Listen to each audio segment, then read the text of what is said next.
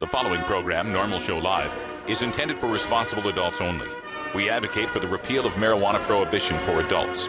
We discuss the science, culture, and controversy about America's marijuana laws. We do not advocate or encourage any illegal activity and advise all listeners to learn their state and federal marijuana laws by visiting norml.org, Norml.org. Opinions and claims made by guests and advertisers of Norml Show Live are their own and do not necessarily reflect the philosophy and policies of Norml. Listener discretion is advised.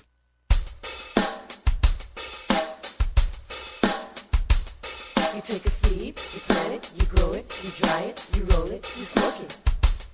You take a seed, you plant it, you grow it, you dry it, you roll it, you smoke it, and it goes down smooth. Hey! Spanning the continent to bring you the truth about cannabis and marijuana law reform. I smoke pot and I like it a lot. From the promise of legalization. And I think we need to rethink and decriminalize our marijuana laws. To the agony of prohibition. One major responsibility is to encourage people to use less drugs. The National Organization for the Reform of Marijuana Laws presents Norml Show Live, Marijuana Nation. Now, here's your host, Norml's Outreach Coordinator, Radical Russ Belville. Good day, tokers and tokettes, and welcome. It is Thursday, April 12th, 2012, and it's got to be 4:25 somewhere in the world. Welcome to the show. Glad you could be here. Glad I could get the microphone button turned on, and I want to let you know that we just started the show late just for Swift Shauna, just so she could get and see the show. Joining us here in the studio, we've got Wiz Kaliko hanging out on camera too. How you doing, Kaliko? Aloha, quite well. Glad to be here. Hope you don't mind if I cut the intro short, but we're a little short on time. By all means, on my today's friend. show, we've got all sorts of great stuff. I've got Cops Say Legalized Drugs segment today. Diane Goldstein from LEAP is going to join us. She's a retired lieutenant commander from the Redondo Beach Police Department. She'll talk about her experiences in the war on drugs. I'm going to bring back our interview with Kevin Booth, his talking about American Drug War II, because I'm going down to Willamette University in Salem later tonight to film him and talk to him live as he's showing clips, unedited clips, raw footage from his new movie, American Drug War II. So I wanted to remind folks about Kevin Booth. We'll play that interview at the bottom of the hour. Also at 20 after, we got your Groovin' Thursday music coming up. So today I'm going to bring you some local funk from a Portland band called Tony Ozier and the Doo-Doo Funk All-Stars. You know it's going to be good when there's doo-doo funk involved. All that and more is coming up on the Norml Network and Norml Show Live. So thanks for sticking with us. Right back after this. You're listening to Norml Show Live, the voice of the marijuana nation. Hi, I'm Radical Russ. One of the best things about marijuana is the wonderful aroma. But when you travel a lot like I do, that aroma becomes a suspicious smell. That's why I endorse stealth-products.com, the leaders in smell-proof containers. From smell-proof vacuum bags to smell-proof backpacks and duffel bags, all the way to smell-proof digital safes, stealth-products.com has you covered. Stealth-products.com brings you safe, secure, odorless layers of protection with activated carbon fiber. Backpacks and duffel bags are simple black so as not to attract attention with a logo or flashy design. Now, nothing is perfectly odor controlled from the detection of drug dogs, but with proper vigilance, containers from stealth-products.com will help you avoid nosy humans. You're now listening to Elliot Beats. Stealth-products.com. Stealth-products.com. Russ Belville. Yeah, he's a scurvy dog. Weedmaps.com. I'm Radical Russ from Norml. In my job as outreach coordinator, I travel every month, and when I'm on the road, I need a fast, accurate way to find the medical marijuana dispensaries in the area. So I turn to Weedmaps.com. Weedmaps.com has the best dispensary locator online or on your mobile device. Search by zip code or let Weedmaps find you, and in seconds you'll have the addresses, phone numbers, and customer service reviews for the medical marijuana dispensaries in the local area. Weedmaps.com also has a section devoted to helping you find a doctor who understands and recommends medical marijuana under your state's law. You can even check prices on the Medical Marijuana Stock Exchange. Coming soon, you'll even be able to find the listings of Norml attorneys and chapters, local head shops and grow shops, and the best weed-friendly businesses. Weedmaps.com has the information you need to be an informed cannabis consumer. Visit Weedmaps.com today, a proud sponsor of the Norml Network. Inhaling deeply of the sacred smoke.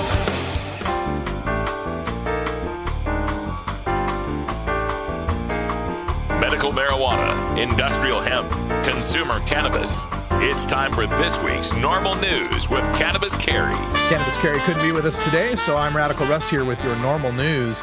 The Board of Supervisors for the Nevada County, California is proposing a new urgency ordinance adding Article 5 to Chapter 4 of the Nevada County General Code regarding medical marijuana cultivation. This was forwarded to me by some of my contacts in California, and I just wanted to take this opportunity to show you some of the things that are proposed in here and for people to be ready for this in their counties all across California and in the other medical marijuana states. In Hour 2 today on Toker Talk Radio, I'm going to be doing a run-through of a presentation I'm doing at the Medical Cannabis Cup in Denver entitled The Box Canyon 2012, and it's a follow-up on a philosophical presentation I've given called The Box Canyon, which theorizes that our continued pursuit of medical marijuana perfection is going to lead us into a box canyon where the only kind of marijuana we get will be medical, and soon pharmaceuticalization will come, and that medical marijuana will become pharmaceutical marijuana. We'll talk about that in Hour 2, but I just wanted to cover this Nevada County ordinance to show you what they're proposing, what they're trying to do to restrict the rights of people to cultivate their own cannabis medicine. One of the paragraphs here in the preludes is trying to set the stage of why this is an urgent need. They say marijuana growers can achieve high plant yield because of the county's favorable growing conditions, between 1/2 pound to 2 pounds per plant. So they're trying to set the stage that we're growing tons and tons of medicine, and it has this huge, $2,000 to $5,000 value per pound. They also make a point of saying cultivation of any amount of marijuana at locations or premises within 600 feet of schools, school bus stops, school evacuation sites, churches, parks, child care centers, or youth-oriented facilities creates unique risks that the marijuana plants may be observed by juveniles and therefore be especially vulnerable to theft or recreational consumption by juveniles. In other words, we got to keep the weed 600 feet away from anywhere a kid might be because they might see it, and then they might steal it, and then they might smoke it. I don't know why 600 feet is the magic number that keeps kids away, but that's what they're proposing in Nevada County. Also, they're trying to posit that in 2011, Nevada County has experienced a dramatic increase in citizen complaints regarding the odor, threats to public safety, and other nuisances that unregulated cultivation sites can create. So, in setting up this ordinance that they're proposing in Nevada County to deal with these terrible, terrible threats that they're trying to scare you about. Oh, and by the way, let's get the definition of youth-oriented facility. I think everybody follows what a school or a church or, and all the school bus stop and so on can kind of grasp what that is. But youth-oriented facility as defined in this ordinance would mean any facility that caters to or provides services primarily intended for minors, or the individuals who regularly patronize, congregate, or assemble at the establishment are predominantly minors. So this could be a toy store. This could be a McDonald's with a playground. This could be any place, a Little League football field, any place that would regularly be patronized by minors. So that's a pretty broad definition of what a youth-oriented facility would be. Anyhow, this is what they're proposing in Nevada County. That the cultivation of marijuana, either indoors or outdoors, would be a violation and a public nuisance that could be abated if it did not follow the following rules. First of all, it may only be grown by a qualified patient who occupies a legal residence on a legal parcel proposed for cultivation as their primary place of residence. In other words, you can't grow in some other house. It has to be your own house. Your caregiver can grow for you, but only at your house. Your caregiver can't grow for you at their house. They have to grow at the qualified patient's primary residence I'm sorry. Let me apologize. That was wrong. Or at the primary caregiver's primary residence. I read that wrong. I take that all back. Cultivation within a residence or any other structure lawfully used or intended for human occupancy is prohibited. Now, that might sound confusing. Didn't they just say you had to grow inside? But what they're saying here is that indoor cultivation may only occur within a detached structure that meets the definition of indoor. In other words, you can't grow inside your house. You have to grow inside a shed that's indoors, but not inside your house. It has to be a separate, detached structure. And as far as the limits of any sort of outdoor marijuana cultivation, any residential area would be limited to 75 square feet of outdoor cultivation. Indoor cultivation would be limited to 6 mature or immature marijuana plants. Places that are zoned for rural use would be able to cultivate between 75 and 400 square feet, depending how large the property is. That is, a property of less than 2 acres would get 75 square feet. Property of 20 acres or more would get 400 square feet. But at no point would anybody ever get more than 6 plants indoors, right? Then, if you're setting up your outdoor grow, has to be 100 feet from any other legal residence, has to be 600 feet from a school bus stop, school evacuation site, church, park, child care center, or youth-oriented facility, and cannot be in any location where marijuana would be visible from the public right-of-way or publicly traveled private roads at any stage of growth. Now, they also propose that outdoor grows have a solid sight-obscuring fence of at least 6 feet, but not more than 8 feet in height, and plants shall be cut so as not to extend higher than said fence. So if you got yourself your 8-foot fence, your plants can only be 7 foot 11 inches tall. If any tip of the leaf goes higher than a fence, you would be a nuisance and you could be abated.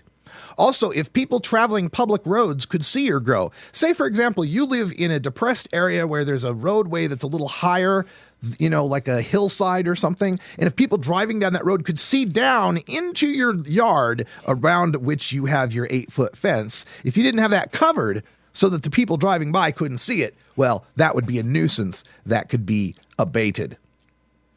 There shall be no exterior evidence of indoor or outdoor cultivation from a public right-of-way or publicly traveled private road. That means no exterior evidence that you're cultivating. They can't not just see plants, but any evidence of plants. If they see stalks that have been cut down, sitting around somewhere, if they can see it from the road, you would be a nuisance that could be abated. Outdoor cultivation areas shall be on a single plane. No portion of any marijuana plant, including any portion of the plant's canopy, shall extend outside the outdoor cultivation area. So if you got that 75 square foot, you can't terrace it. You can't have different levels of 75, to make 75 square feet. It has to be 75 square foot on a single plane. And if any leaf extends outside that 3-dimensional boundary of that plane, then you would be a nuisance that could be abated. All the lights that are to be used in indoor or outdoor cultivation of marijuana shall be shielded and downcast or otherwise positioned in a manner that will not shine light or allow light to glare, the light's glare to exceed the boundaries of the parcel upon which they are placed. So the light can't go outside of the boundaries of your parcel. Wherever medical marijuana is grown, a copy of a current and valid state-issued medical marijuana identification card or physician recommendation must be displayed in such a manner as to allow law enforcement officers to easily see the card without having to enter any building of any type. Yet, you're not supposed to have any evidence of the fact that you're growing visible from the public road. So I'm not sure how that works. I suppose if they have to walk up close enough to see the card that it can't be seen. I don't know how you work that out. Oh, the person that is growing the medical marijuana must register the premises with the Nevada County Sheriff's Office annually and shall provide all of the following current information and documentation to the Sheriff's Office, including the names of the people, the names of the patients, the names of the qualifying caregivers, the copy of the medical marijuana recommendation, the total square footage of where you're going to grow indoor or outdoor, etc. Signed statements that you will authorize the sheriff, fire district, and appropriate county employees or their agents and designees, including building and fire inspectors, to enter the property only during normal business hours for the purpose of examining the location to confirm compliance with this article. That's all. You just have to sign away everybody who's going to be there, where you're going to be growing the marijuana, and anybody from the county can come into your house within normal business hours to make sure that your grow is within compliance. And nothing herein shall limit the ability of the fire district or any other appropriate county employees from entering the property to conduct inspections. Now, if you're thinking how bad this is, that you have to jump through all these hoops, but then maybe you actually could in Nevada County, if this were to pass, you could jump through all the hoops and finally have your big fenced, enclosed, secret marijuana grow that nobody would ever know is there. What happens if someone wants to open a playground or a park or someplace within 600 feet of your place? Well, according to this section of change in land use, the county shall encourage any person proposing to construct or operate a new or relocated school, school bus stop, school evacuation site, church, park, child care center, or youth-oriented facility to consider whether the proposed location of such use is within 600 feet of a registered premises upon which marijuana is cultivated. Upon request, the sheriff's office shall inform any person proposing to construct or operate a new or relocated school, school bus stop, school evacuation site, church, park, child care center, or youth-oriented facility regarding whether there is a registered premises upon which marijuana is cultivated within 600 feet of the proposed location of such use.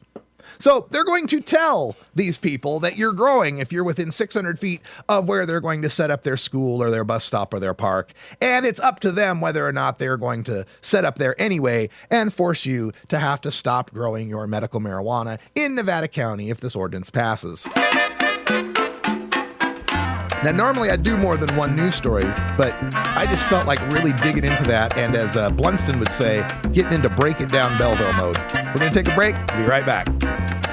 It's 20 after the hour, and we have to take a short break, if you know what I mean. Please support these sponsors who support Norml Show Live.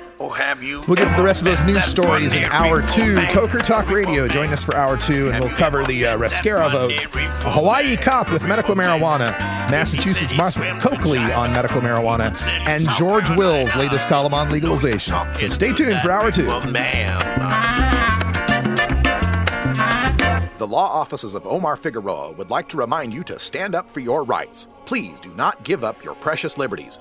There's nothing wrong with standing up for our constitutional rights, and in fact, it's the only way to honor the Constitution that recognizes our natural rights. Treat law enforcement with respect and respect the Constitution by standing up for your rights. If you are detained or arrested, stand up for your rights by repeating, "I respectfully invoke all my legal and constitutional rights. I do not consent to any search and seizure. I want to remain silent, and I want to speak to my attorney, Omar Figueroa." Omar Figueroa has more than a decade of experience in federal and California courts and graduated from Yale University, Stanford Law School, and Trial Lawyers College. Please contact the law offices of Omar Figueroa at 415-489-0420 or 707-829-0215. or on the web at www.omarfigueroa.com.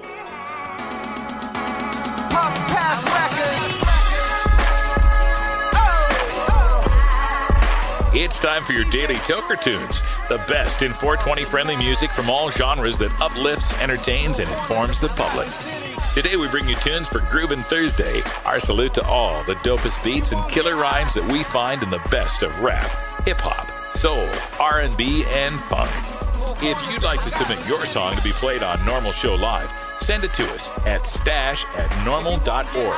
Now here's some more great independent marijuana music for today's Daily Toker Tunes. Welcome back, everybody, and I found this next artist, this next music, through a guy.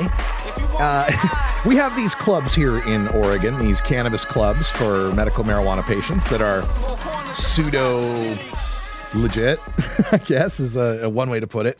And this one cat was working there as a bud tender, and we got to talking about music and funk, and he talked about how he's in a group called Tony Ozier and the Doo Doo Funk All-Stars. And they play a regular jam session here and also play funk with a lot of clubs around here in Portland, Oregon. So he hit me onto the group, gave me their CD, and I've been playing one of the songs from this CD. It's a song that features Bootsy Collins. Bootzilla, baby! And I just love this stuff. So I'm going to bring out another track from Tony Ozier and the Doo Doo Funk All-Stars.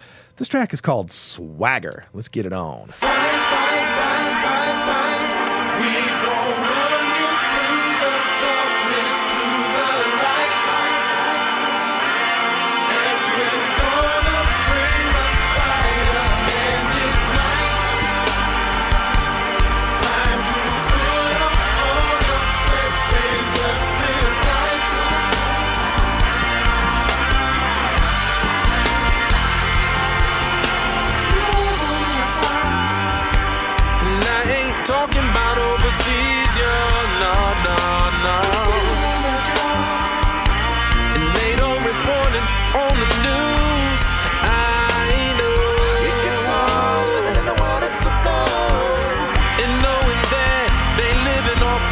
memories of me and you.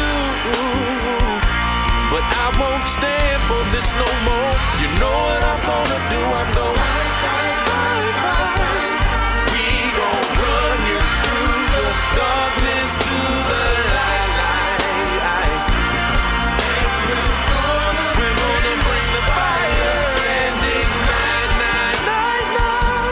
Time to put all your stress and just live life, and just live life, just live your life, yeah. So sick and tired of being sick and tired. You can't find your way, plus your lover's a liar. You give it your all, but you get no higher. For the chance to flex on stage and set the world on fire. The life you lead or your sowing seeds. I give love out so it comes back to me. The truth is right in front of you. Take a chance to live. Do what you gotta do.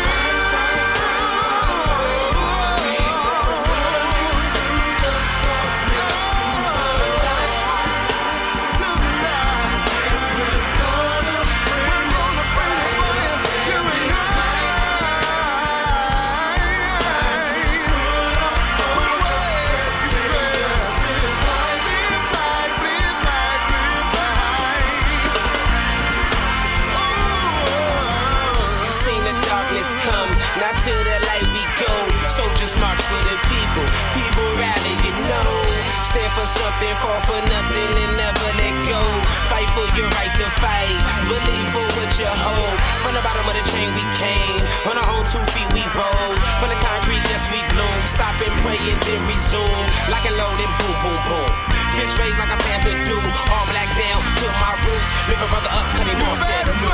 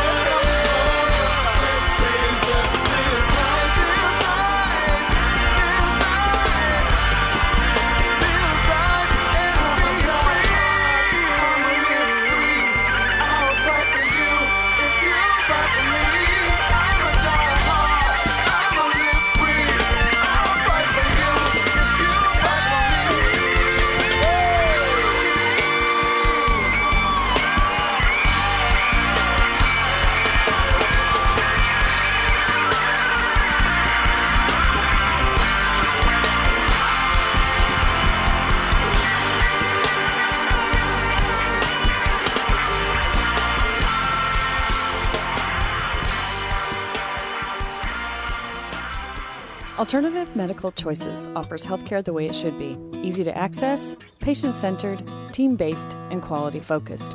We offer a variety of natural, affordable healthcare treatment options like primary care, group acupuncture, massage, and assistance with OMP registration. As a patient, you will have a team of experts working with you to make you the best you can be.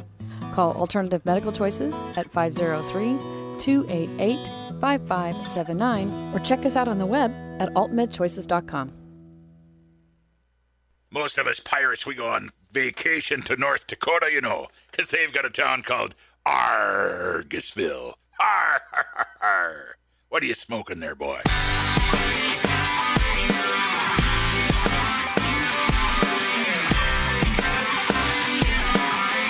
Been busted?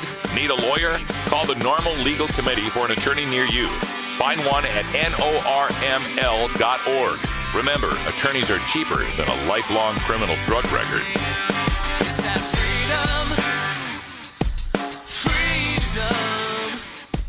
I'm free to do it. Catch Norml News with Cannabis Carry every weekday on Norml Show Live at 7 p.m. Eastern, here on the Norml Network. One of the most disturbing elements of the war on marijuana is how it's made police the enemy of otherwise law-abiding cannabis consumers. Fortunately, one group of police officers knows firsthand the futility of the drug war and reaches out to the community and to current law enforcement to end our war on drugs through legalization. It's time now to speak to one such officer in our continuing look at law enforcement against prohibition. All right, this is one of my favorite segments we do on the show because I always feel that is, like the introduction says, one of the saddest parts of the drug war is that those of us who are marijuana consumers, who are generally law-abiding, other than that law, don't get to interface and trust and deal with police in the way that most citizens get to. So joining us today for our Law Enforcement Against Prohibition segment is Diane Goldstein, a retired lieutenant commander of the Redondo Beach Police Department. Thanks for being here, Diane. Thanks, Russ. Really appreciate it. All right. So it looks like you had worked for a long time there and worked your way up through the police department ranks. And as you went through training and through your early years, did you have the same attitudes on the war on drugs as you've developed now, or did this develop over time? You know what? This was really from a personal level. It was a continual evolution. Now, I'll be very honest with you. In high school, I wasn't an angel. I was one of those, I could be a cop or a crook, so to speak, and I used cannabis in high school, but I was also very honest. I wasn't addicted to it. I didn't, I grew up in the 70s. Okay. It's pretty common, probably just as common as it is now. So when I went into law enforcement, I had a different viewpoint about marijuana anyway, because I realized that a lot of what our parents and what law enforcement taught us was incorrect. And so, but my almost 22 years of law enforcement, what it did, it absolutely validated that opinion that what we are doing is not working. And, I always thought that I enforced the law fairly and compassionately, but I just look at the complete waste of time and the waste of time that it took me from other things that were really much more important in our community, like domestic violence, drunk driving, robberies, assaults, really doing intervention with kids and getting them back on track. I mean, it took you away and created this environment that engenders disrespect. Yeah, and I completely agree with what you're saying, Diane. And as I'm looking through your biography here, there's a part here that touches on another aspect of the war on drugs that frustrates me, and it's the militarization of our domestic police forces and what I consider to be an overuse of special weapons and tactics, or these SWAT teams. I noticed that you're a member of the California Association of Hostage Negotiators, and I'm wondering if you can speak to that increased militarization in this war on drugs. Yeah, well, and I think what's happened is, as you saw the funding increase, so did the equipment and the monies that went to specialty tactical units. Now, what you have to understand, in its truest sense, special weapons units like SWAT are very appropriate in instances where there's significant violence going on, whether, it's a bank robbery in progress, you're going in rescuing hostages. I remember that Northridge shootout with Northridge the bank. shootout. Yeah, in its most classic example, SWAT and crisis negotiations was set up to save lives. If used properly, a proper tactical response will save people's lives and protect the community. But what has happened is, as the war on drugs has expanded, and what people don't understand is the federal government lowered, they passed, the Plastic Comitatus Act, thousands of years ago, that the military couldn't operate on domestic soil. Well, what the drug war has done is there's been several reversals that has allowed the military influence to come into the war on drugs. We use the Coast Guard for interdiction. You're now seeing, TSA with their random searches for terrorists, on trains and other places. And so we slowly, the only places we have eroded our personal liberties is in trying to stamp out terrorism and the war on drugs. And we use these severe tactics that are not beneficial for either the police officers, And it basically causes some significant friction in the community. And, you know, you can talk about whether it's marijuana or cocaine or heroin or anything else. I have never seen the level of disrespect at the place where it's at with law enforcement since 1983. And I think that's one of the reasons why I fight so hard by going out and doing education and speaking out in front of groups to talk about the importance of that law enforcement relationship. You have to look at law enforcement as a social contract between us and the community, and it was established by the Constitution. And so law enforcement, when I was first brought into law enforcement, it was about serving our community, Russ. And, you know, in California, I don't know how it is in other places. Under the statutory authority in California, I'm given policing powers through a section that describes me as a peace officer. Now, at times I have to police people, but that's not the goal. It's to serve. So there's, you know, it's that whole words matter. Mm-hmm. There's a huge difference between being a peace officer and serving my community and being this highly militarized police officer and going down and crashing down doors and having a war on our own community members. Absolutely. We're speaking with Diane Goldstein, retired lieutenant commander with the Redondo Beach Police Department and a member of Law Enforcement Against Prohibition. I encourage everyone to check out LEAP's website. The quick and easy way is leap.cc, or you can go to copsaylegalizedrugs.com. And so, Diane, you've been out speaking. We've got video of you working in California to help in this area. And, of course, when we talk about California, we have to bring up the medical marijuana, Prop 215 Compassionate Use Act. And the way the legislature is trying to crack down, it seems to me like they're getting an earful from law enforcement that doesn't like medical marijuana, and they're crafting bills to try to please law enforcement. This latest one, this what is it, 2552, the Assembly bill? Yes, the Assembly Bill 2552, correct. The zero tolerance cannabinoid. Yeah. Tell folks about this. In California, there's an Assembly bill that has now been amended, which is, in my opinion, is actually a worse amendment than simply to start.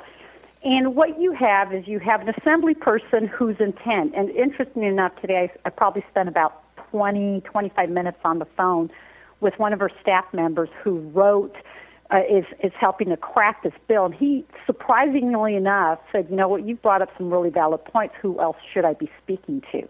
So I've now managed to send him an email to say, you need to be talking to Don Duncan at ASA. You need to be talking to Lanny Swerdlow, who's a great patient advocate in California. You need to be talking to this person who can give you some information that you need to take into account.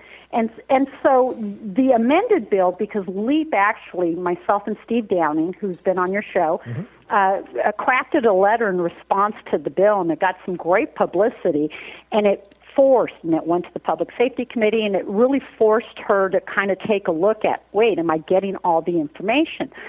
So you bring up a point which I think that most people don't understand is really the insidious level of law enforcement lobbying that goes on in our society, both at the state levels, local levels, and on the national level.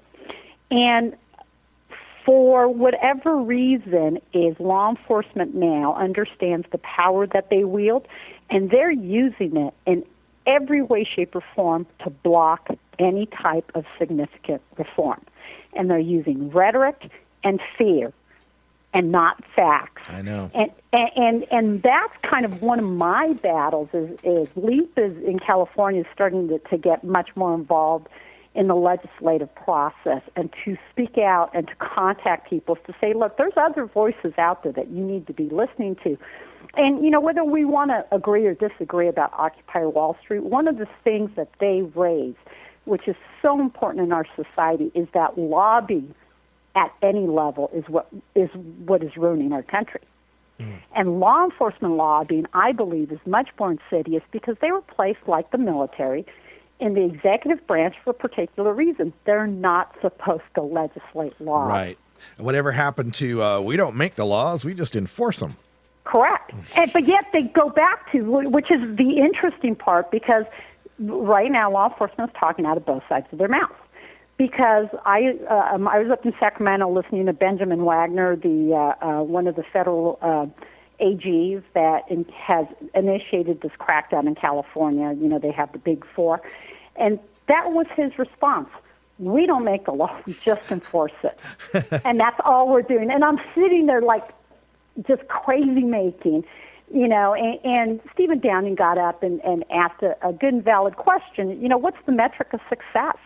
And his metric of success was, well, you know, the next thing we're doing is methamphetamine. I mean, there's no metric of success. We're on automatic pilot right now, and nobody wants to raise their hand and say, hey, it's not working. Or at least the politicians and the law enforcement leaders don't, because they have too much at stake.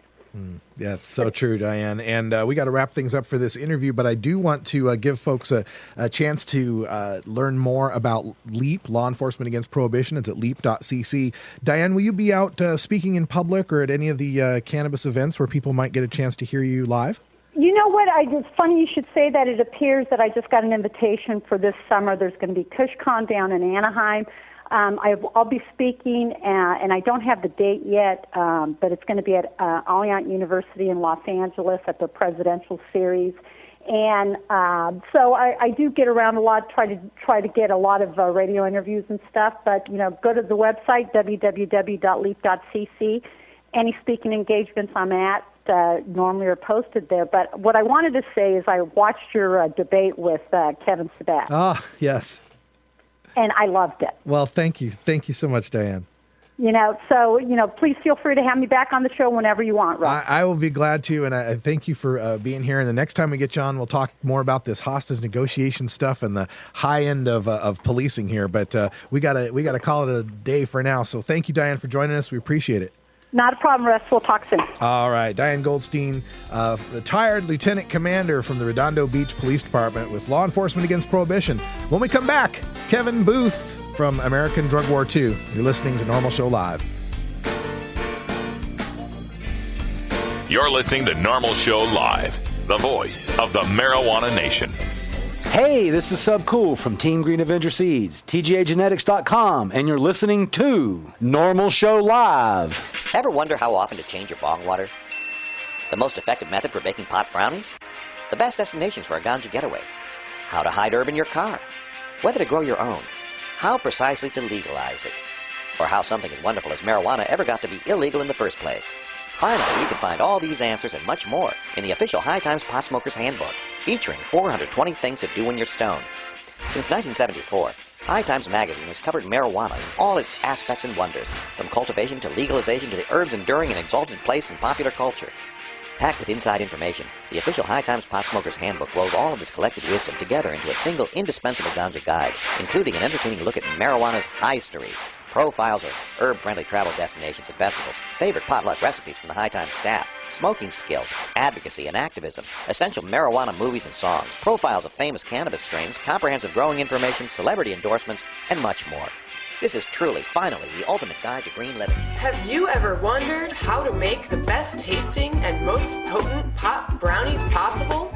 Do you consistently seek out recipes that will elevate your marijuana-infused cuisine to the highest levels imaginable? Then it's time to pick up a copy of the official High Times Cannabis Cookbook, published by the world's most trusted name when it comes to getting stoned. Packed tight with more than 50 recipes for irie appetizers, munchy meals, high holidays, stoner sweets, and cannabis cocktails, along with expert advice that demystifies the experience of infusing marijuana into butter, alcohol, and various oils. This book will get you cooking with grass in no time, with special treats inspired by Willie Nelson, Snoop Dogg, and Cheech and Chong, plus all the info you need to stay safe when making and consuming edibles. You will truly learn how to bake a ganja cake and eat it too. So look for the official High Times Cannabis Cookbook wherever finer books. All right, folks, we're glad to be sitting here and talking with Kevin Booth, American filmmaker. You may know him from his great documentary, American Drug War, The Last White Hope. Kevin, how you doing?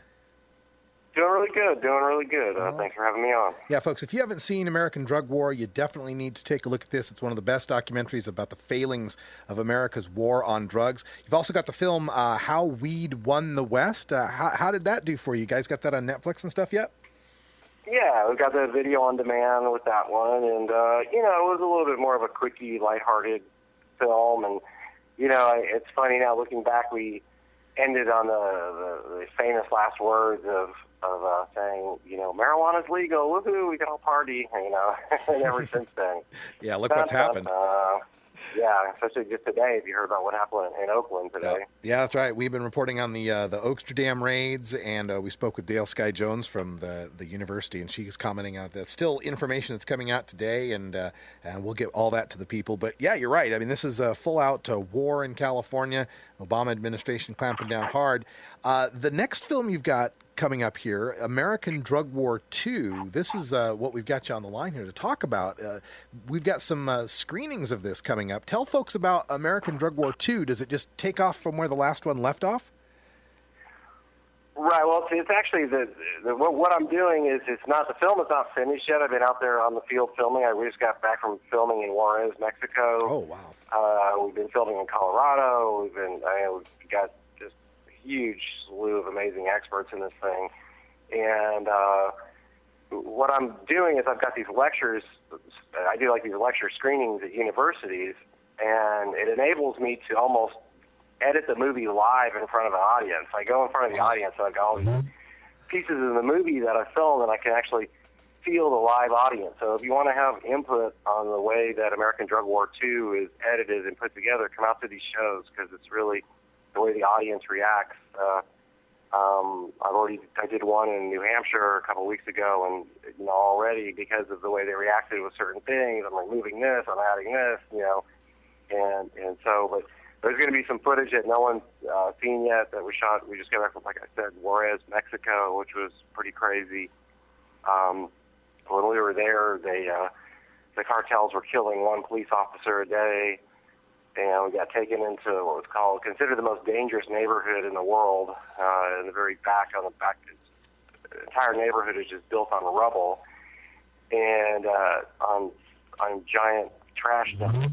And this is important. A lot of people in the marijuana movement may be saying, like, well, what does this have to do with us? Well, it has everything to do, because Juarez is really, what's going to happen to everybody if the war on drugs doesn't end. Yeah. Juarez this is basically, going to be the future if the drug war doesn't end. And so it is important to look at Juarez and what we're doing to these people with our failed policy, because it's really reprehensible. In this neighborhood, all these young kids join this gang called the Aztecs, and the cartels come in there to recruit these kids, and they pay them upwards of $40 to commit murder. Wow. Jeez. And for about $40, you can hire someone to kill somebody in Juarez. We're speaking with Kevin Booth, director of American Drug War, and now American Drug War 2, that is being edited as you travel around speaking about it. And we wanted to let people know that there will be a screening and a lecture taking place tomorrow, Wednesday, April 4th, 2 o'clock at the University of Pittsburgh. And then you're off to Boston the next day on Thursday, April 5th, 8 o'clock at night at Tufts University in Boston. How has this tour been going? You got more dates coming up after this? I think I've got Portland, Oregon, or I always forget how to pronounce it. Willamette. Willamette. You live in Portland. Yeah. Willamette. God, I always miss Willamette. I'll be in Willamette, I believe. Oh my gosh, I have this in front of me. I believe April 12th in Willamette. Yeah, definitely. And that'll be an all-day deal. I think I'm going to introduce American Drug War real early in the day. If they're going to play the film, I'm going to come back, and then I'm going to do the lecture that I'm doing at these places. So it's going to be like a 6-hour show or something. It'll be crazy. We'll definitely have to come out for that if you're at Willamette University. That's real close to us. We'd love to get a chance to meet you, get you on video. That would be fantastic. Perfect. All right, April 12th here in the Portland area. And Kevin, as you do this, this is also on Facebook if people want to get connected that way. What's the Facebook address for them? Well, you know what? Just go find me, Kevin Booth, on Facebook, and through there. I mean, you could just search your way into it. I don't know the exact address. Is there information? Go to sacredcow.com. That's what I was going to say. Sacredcow.com. Yeah. Go to sacredcow.com, and on there I've got posters for each show. You can always keep up with whatever I'm doing at sacredcow.com. And from there you can find your way to like RSVP pages or wherever you need to find yourself. Excellent. Now, Kevin, when you were shooting down there in Juarez, you reported on the police being assassinated, one per day. We actually reported on that story and how they had to move the entire Juarez police force into a hotel to keep them protected. Did you fear for your life while you were shooting these in Juarez? While I was shooting, I was shooting. No, they were shooting. I was hiding. Yeah. But it's really dumb here. We actually hired private security, so it's crazy because what you find out is that you can't hire the police, because if you hire the police are all bought and paid for by the cartels.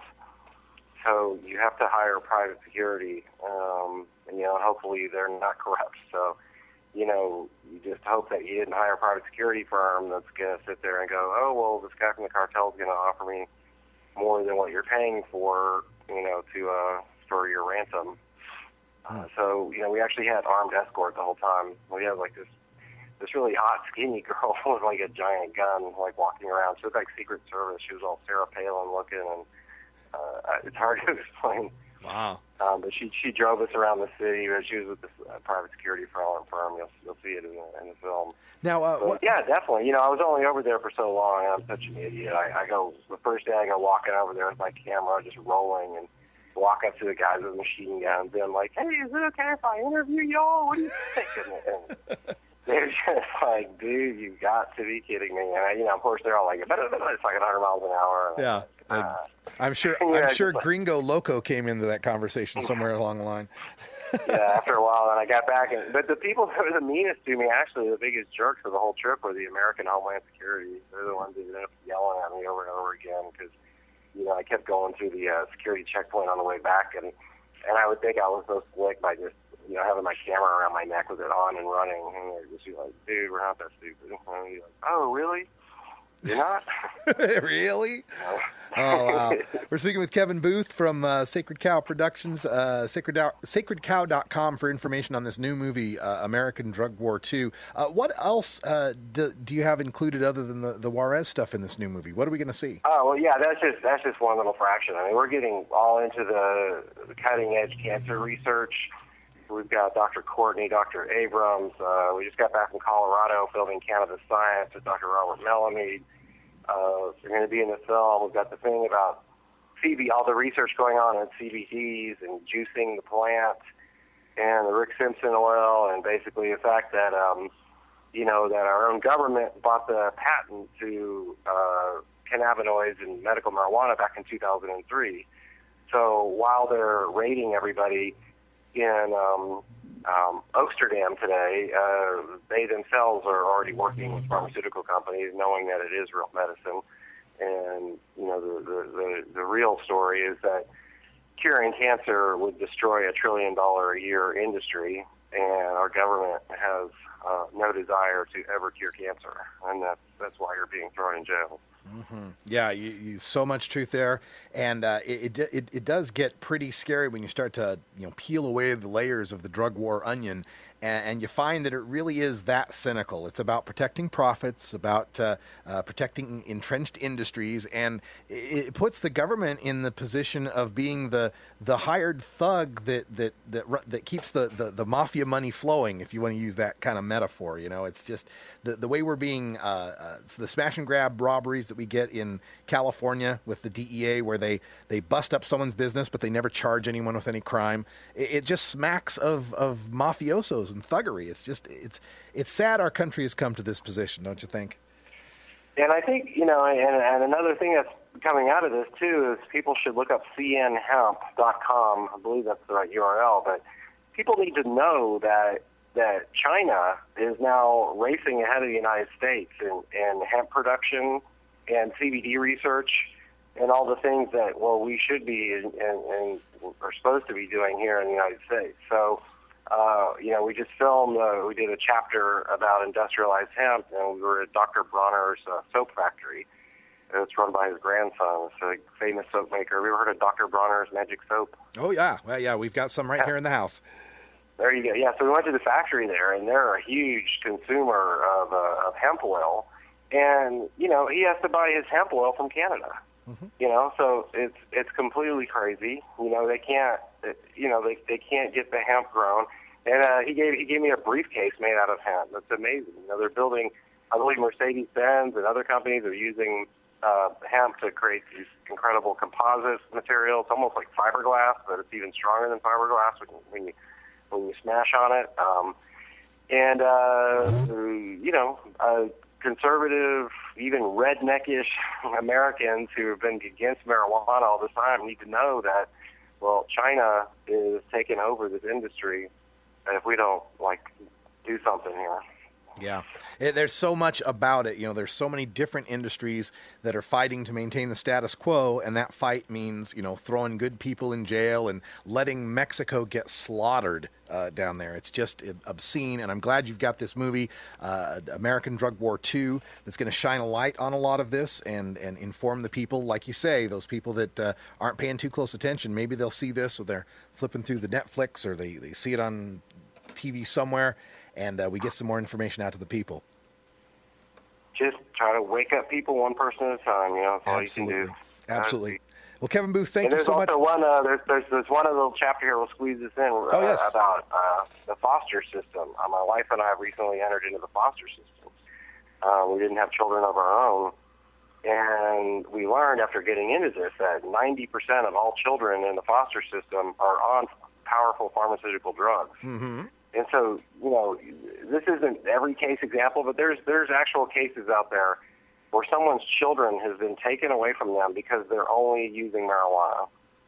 And then the government takes your children, puts them in a home with some crazy people, and then puts them on Adderall. I mean, all these foster kids, they're all on Adderall, they're all on antidepressants. You know, it's just unbelievable. And they're just drugging these children. I mean, this young girl we were taking care of, she came to us with court orders. Like, if we broke these orders, she would have been taken away from us, where it's basically, you know, at 6 in the morning, you give her speed, and at 6 at night, you give her a tranquilizer. Jeez. And this is like a 12-year-old, you know, little girl who, did nothing except for the fact that her mom screwed up and went to jail for a couple of years. That was her crime. Reprehensible. There's, again, like I said, so many different angles in this, so many terrible obscenities committed in the name of this war on drugs. Oh my God. Well, Kevin, you know, that's about all the time we've got here for you today, but we could probably talk for an hour on this. I hope to see you in a few days out there at Willamette University. Absolutely. We'll do it. Let's do some more. I appreciate you having me on here and plugging these things, and keep you in the loop. And when this film is done, we'll do a lot more. All right. Thanks so much, Kevin Booth from American Drug War and American Drug War 2, as well as How Weed Won the West. Thanks for joining us here on Norml Show Live. All right.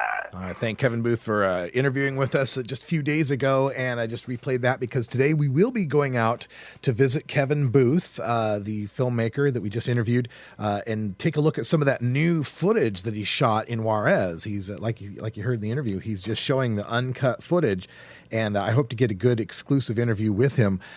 If we're allowed to stream, I may stream it on the Radical Russ channel. So check out the Intertubes later tonight, an hour after Toker Talk Radio finishes. And if I can, I will stream what I can for you guys, and you can see Kevin Booth out there at Willamette University. And if I can't, I'll just record it. There we go. But Kaliko can't go.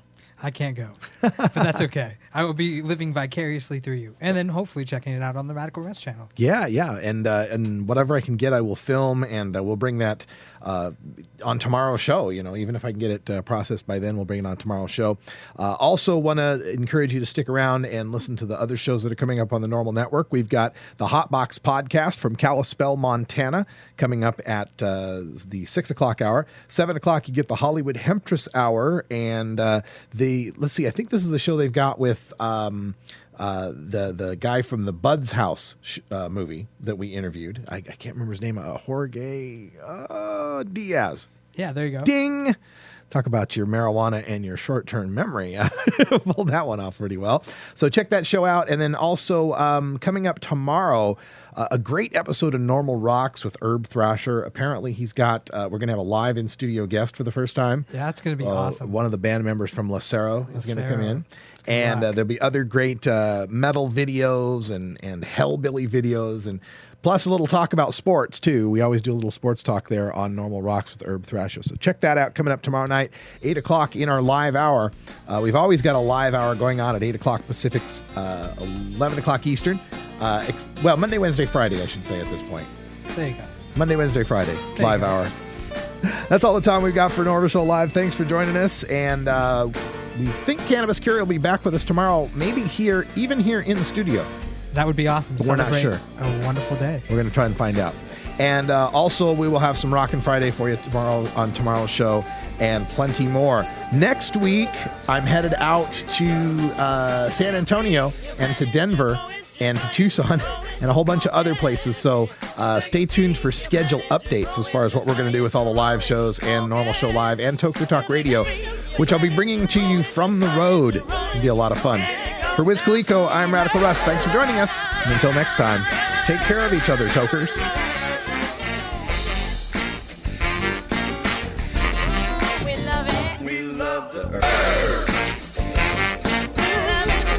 This is Norml Show Live, the voice of the Marijuana Nation. Take it on one more time.